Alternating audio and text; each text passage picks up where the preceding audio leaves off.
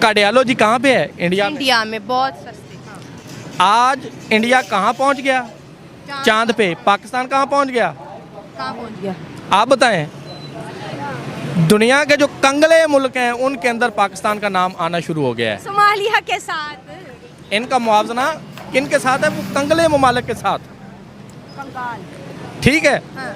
अगली बात, मुतालिया पाकिस्तान खोलें तो पाकिस्तान के अंदर गंदम पैदा करने वाला जो मुल्क शामिल किया गया वो 5वें नंबर पे पाकिस्तान मेंशन है। आटे की लाइनें देखें तो पाकिस्तान कितने नंबर पे आता है? 1 नंबर पे।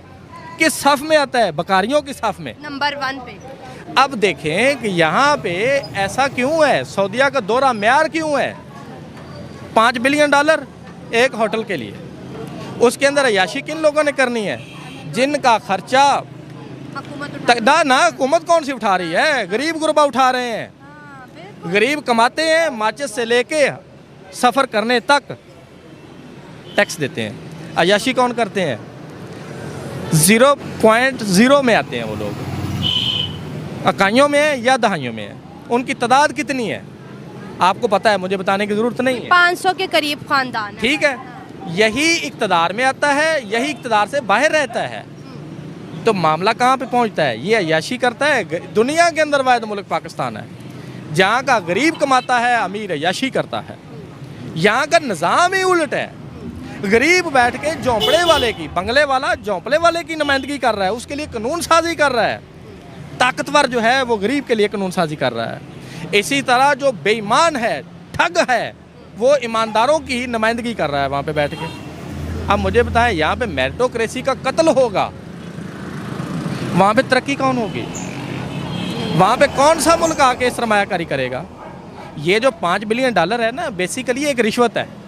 अच्छा। इशराफिया को रिश्वत दी जा रही है कि हमारे ऊपर जब कोई बुरा वक्त आए, खतरे की तलवार मंडलाने लगे तो आपने हमारे पीछे खड़े होना है। आप सभी को पता ही होगा, इसके अलावा इनकी कोई वक़्त नहीं है, इनको कोई मुंह नहीं लगाता। सर, मैंने एक बुजुर्ग से पूछा कि आप पाकिस्तान के बारे में क्या ख्वाब देखते हैं?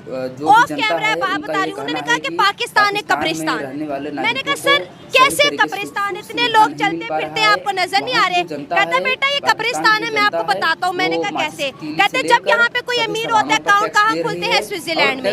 इलाज कहाँ होता है? बरतानिया में। बच्चे इनके कहाँ पढ़ते हैं? यूरोप। और जब ये मरने लगते हैं, इनको अपना बाई मुल्क पाकिस्तान याद आ जाता है, यहाँ पर इनको दफना दिया जाता है। तो कब्रिस्तान कभी तरक्की नहीं किया करते। इस बात के अंदर मैं थोड़ा सा इजाफा कर दूँ, वो ये है कि ये अपनी मयतें, अपनी कब्रें इसलिए पाकिस्तान के अंदर लेके आते हैं क्योंकि यहाँ की ज़मीन इन लोगों के लिए फ्री है। दूसरी बात ये है कि इनके ऊपर किताबें लिखी जा चुकी हैं। डाकागिरी में, करप्शन, हरामखोरी के अंदर जब भी कोई लेक्चर महज़ब ममालिक के अंदर दिया जाता है तो पाकिस्तान को as a quotation, as a for example के तौर पर बयान किया जाता है। ठीक है कि यहाँ का। अब आ जाए अगली बात, जो आपने बात की कि ये कब्रिस्तान है।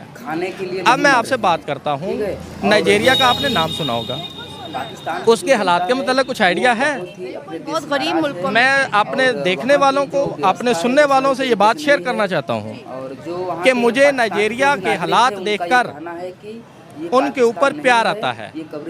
आप कहेंगे वो कैसे? नाइजीरिया के अंदर जर्नल्स हैं, फतह कोई नहीं है। वहाँ पे सियासतदान हैं, विदेश चले जाते हैं और जब उनको आइडियोलॉजी कोई नहीं है। वहाँ पे लीडर हैं, विजन कोई नहीं है। वहाँ पे डॉक्टर हैं और उनके अंदर जज्बा हमदर्दी, जज्बा इंसानियत नहीं है। वहाँ के अंदर स्कूल हैं, लर्निंग प्रोसेस नहीं है। वहाँ के अंदर पार्लियामेंट है, अवामी नुमाइंदगी नहीं है। वहाँ के अंदर इदारे मौजूद हैं, परफॉर्मेंस नहीं है। वहाँ पे जमहूरियत है लेकिन उसके अंदर अवाम शामिल नहीं है।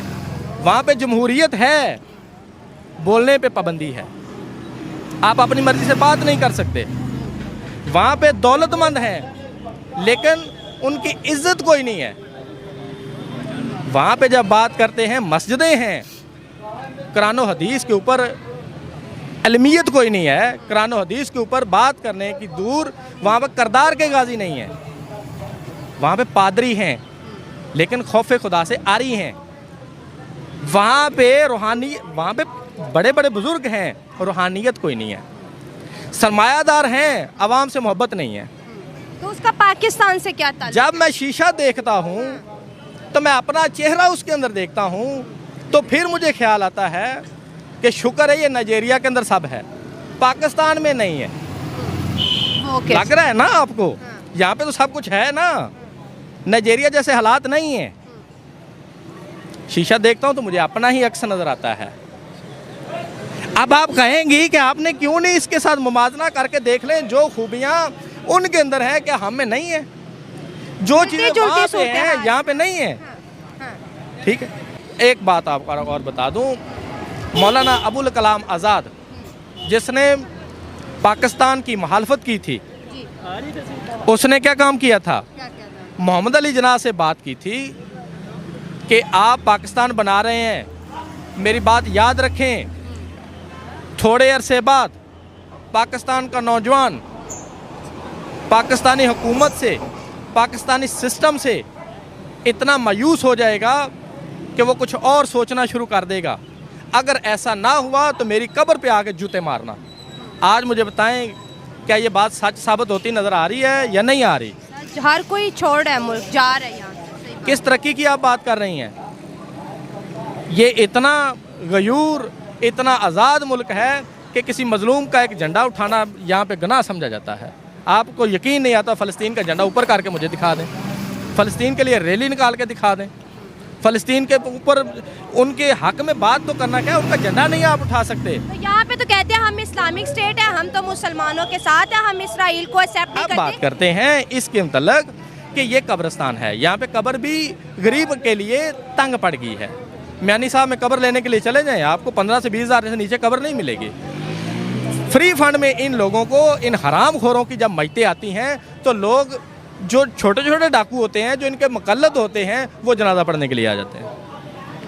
तो सर, सऊदी अरब की जैसे हम बात करते हैं पाकिस्तान के क्राइसिस पे भी, वहाँ पर डायरेक्ट जाता है MBS से ज़्यादा मोहम्मद बिन सलमान जाते हैं, प्राइम मिनिस्टर नरेंद्र मोदी से फेस टू फेस बात करते हैं। और हम जो कहते हैं कि सऊदी अरब और हमारे बीच बड़े गहरे ताल्लुक हैं, हमारे मुल्क में तो ना शहजादा आता है ना बादशाह आता है, उन्होंने सिर्फ अपना एक फॉरेन मिनिस्टर भेजा है, साथ कुछ डेलीगेशन भेज दी है। और हम चले हैं इंडिया का मुकाबला करने, हम अपनी तकरीरों में इंडिया जब तक ना ले आएँ, जब तक उसको जंग की धमकी ना दे दें, जब तक उसको एटम बॉम्ब की धमकी ना देते ना, तब तक हमारा वज़ीर आज़म कुर्सी पे बैठता है और ना ही हमारी स्पीचेस कंप्लीट होती हैं। For your kind information, recently Ramzan के अंदर वहाँ पे एक क्रैकडाउन सऊदीया में किया गया, तो उसमें तकरीबन 4500 के नज़दीक बकारी पकड़े गए। मैंने ये खबर पढ़ी थी। तो पाकिस्तानी कितने थे? तकरीबन 4000। तकरीबन 4000 पाकिस्तानी बकारी सऊदीया में थे, 500 पूरी दुनिया के थे। अब बात कर लेते हैं इंडिया की। दुनिया के 1 नंबर पे मुल्क इंडिया है, जहाँ पे सबसे ज़्यादा बुलेट प्रूफ ट्रेनें हैं। पाकिस्तान के अंदर हमने 2 बना दी जंगला बसें, 1 बना दी वो किन्नो ट्रेन है या माल्टा ट्रेन है। वो चलती रहे तो खर्चा कम होता है, जब बंद होती है तो उसमें डबल खर्चा होता है। ठीक है, अब बात करते हैं कि आपने सवाल किया कि यहाँ पे एक छोटा सा उनका सफ़ीर आ जाए, छोटा सा उनका जो है ना अफसर आ जाए, तो पाकिस्तान जो है